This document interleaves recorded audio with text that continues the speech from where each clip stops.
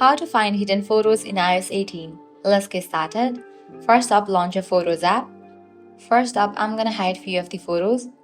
Click on the option of select given at the top right corner. Now you're able to select multiple items. After you select it, click on three dots given at the bottom right corner. You'll get this kind of pop-up. Select the option of hide. With that, I have just hide those photos.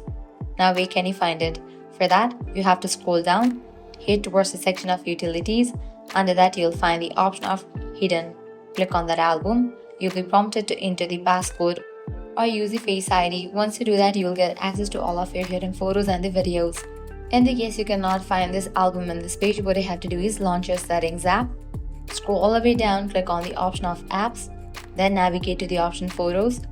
Here you're gonna find this option of Show Hidden Album. Enable for that option. Likewise, enable for the option of Use Passcode. With that, you'll be able to find the hidden album in your Photos application. So this way you can easily find hidden photos in iOS 18. If this guide was helpful, don't forget to like, share and subscribe to our channel. Thanks for watching.